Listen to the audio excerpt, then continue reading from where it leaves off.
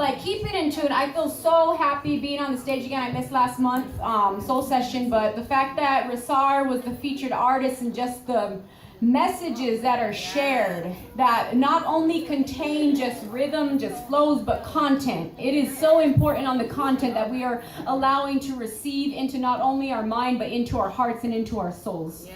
There is so much going on in the world right now, and honestly, art is going to be that weapon, that tool, that medicine that we have to continue on forward. Yeah. With that, I want to just shout out so many awesome people right now in the crowd. We got Yesenia and Miss Coco Jenkins, who are part of a beautiful brand new collective called Women of Color LV. Recently just did a PSA about cultural appropriation with Cinco de Mayo. And we've got also a wonderful friend visiting from Phoenix. We just finished a 20-hour training, street medic training that is, because again too, when we're facing with ideals where we're fighting against oppression, standing up for justice, and standing up for the empowerment of people belonging to marginalized communities, whether if that's by race, by gender, by sexuality, whatever identity it is.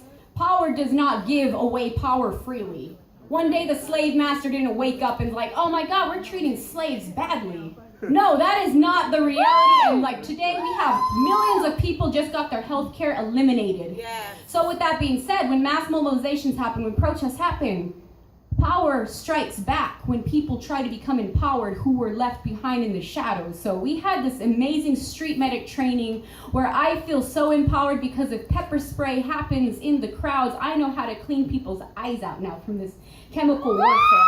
Like I know how to make splints. Like that is some real methods, that is some real skills that we need to make sure that our movements are sustainable because we still got a long ways to go. We got Nevada Cop Block in the crowd right there with King Ron and Kelly. I want y'all to meet them. There's some awesome Vegas community here and like we're all just building bridges right now, making sure that we can sustain ourselves, and Soul Sessions is the most beautiful environment just for us to be able to stay together, stand strong. Art is the way that we sustain ourselves and the way that we can envision the world that we want to live in. So as that, this is called Song of the Mountains. As I return from my hometown to this endless sea of asphalt and cars, whom, if even are not seen or heard at all hours, I try to reconnect with inner peace and balance. Some days are harder than others, I must admit. I blow smoke towards the lights of this city, knowing deep within what will remain and what will not. I miss my Sonoran desert stars. I miss my heavy moon hanging like silk-coated honey, not having to bother with all the competition of man-made lights and morals. I breathe in deep medicine to calm my heart, to recollect myself from all the distraction around me, to keep in mind the strength of the mountains seen on my journey here. When on my silent trails leading me from peaks of green Sonora to the ridges of sandstone Mojave, I always ask the mountains for strength. Please grant me your strength, your ability to stay grounded. Let me borrow it, please, and I promise I'll return that energy back to you when my body returns back to this earth. Thank you, beautiful mountains. Thank you for showing us your ways of beauty through your quiet strength and your ability to stand strong and firm regardless of your pain. Even when they mine you, rip your insides out, left exposed and forgotten on man's quest for what lies underneath your surfaces. Petroleum, gold, coal, uranium, oil, lithium, copper, whatever resources sought at the current moment, you are sacrificed to sustain this unsustainable system. Even as the multi-million-dollar Ascaya Master Plan community spreads southward into Henderson to develop 313 luxury estate homes on top of a blown-up mountain for a better view of the stars. As Sutherland crawls and grasps and clenches westwards by 9 more planned neighborhoods, and Gypsum Resources seeks to privatize parts of Red Rock Canyon for the next 5,000 highest bidding future residents. Even when Nellis Air Force Base is proposing to use 300,000 acres of Desert National Wildlife Refuge, sacred Paiute land between Moapa and Snow Mountains for red flag practices, to better practice bombing mountains and the communities they belong to in the Middle East and elsewhere. In spite of Trump regime's plan to refuel $120 million fiscal dollars to resume the desecration of Yucca Mountain on Western Shoshone territory, subjugating her depths to enclose and absorb 79,000 tons of the nation's nuclear waste, And even when the canyon mine will extract uranium near the Havasupai sacred site of Red Butte, only 6 miles away from the Grand Canyon South Rim, to be hauled nearly 300 miles, all primarily through Navajo Nation, Denebekia, to be processed upon land of the Ute Mountain tribal community in southeastern Utah. Even when Dene, Ute, Zuni, and Hopi sacred site bears ears are once again placed on the auction block for oil, gas, and mining industry from pompous executive orders dictated from the beliefs of manifest destiny, and despite the fact that the correct definition you would find in the dictionary for a fascist, whose pockets are deeply lined with the blood and veins of fossil fuel industry, has now held position as the leader of the so-called free world for over 100 days now. Besides all this chaos, beautiful mountains, Bang-Sawatli, you stand strong and firm, teaching us how to survive by any means necessary to keep that seed moving forward, because life is far too precious and our roots far too deep to be removed. You cannot separate the land issues of this country with both the plight and resistance of indigenous peoples native to this land. Before any sort of foreign country was even established through conquest and invasion. We are one. We are connected. What is done to the land is done to us, yes, and done to all of you as well. But we feel these desecrated areas of our creation deep in our soul like a hollow that can never be filled once that drill hits that earth.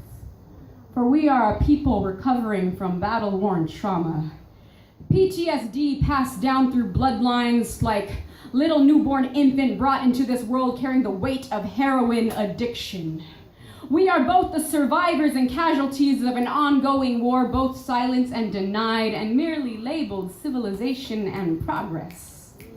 The fruits of first world democracy. In 2017, the American Indian Wars have not yet ended. We are still here. And those who came are still building upon land not theirs, building to the point of extinction. Entire plants and species removed from existence for their comforts of gated lifestyles. Fragile to the elements, refusing to live within the natural cycles of balance, and so they attempted to destroy everyone else's connection to it along with their own, so there was nothing left to compare sanity with insanity. Many of us have been forcibly removed. Some of us still remain on our land but have lost our solid connection to it through our song and dance. Words to prayers no longer remembered, beaten out of us. 3 generations back, 2 generations back, 1 generation back. The places of our medicine taken from us, desecrated and destroyed. Pipelines forced through healing waters, mountaintops of creation stories removed, blown up, obliterated, and mined, defiled to reach their insides. Seasonal cycles once carried in our songs, changing irreversibly with the rising temperatures of the earth. And still they build, still they come, still they want more and more and more. Soon Mother will have nothing left to give, and when that occurs, life as we know it will only remain as a passing afterthought through the winds of time. We all know this, and those of us who are connected to land endangered, that's why some of us have fallen to the pressures of such heavy, intrinsic knowledge weighing down our spirits. Internal violence and chemical-induced numbness reducing us down to non-existent shadow states. Yet, some of us are still here. We who have remained. The future dreams of our ancestors, the seeds of their survival. And we continue to fight. We choose to go down fighting, if nothing more, for fighting will bring healing, and reclaiming ourselves is what the fight is all about. The medicine is there. She leads us to her in silent hours when we take the time to listen to our heart. It is then we'll be welcomed back home, brought back to a time when balance and harmony was not just an ideal, but a constant way of life, where happiness appeared in many forms, shapes, and colors, ones which could never be bought nor sold. We are still here, battle-born and weary, but we are still here. The living casualties and survivors of an ongoing war carried through bloodlines, silenced through forgotten tongues and stolen land. But we still regain back our medicine, one syllable at a time, through every sacred site honored and liberated once more. Yes. The land's liberation is tied to our own, and there is no way to separate the two. Thank you all very much. Woo!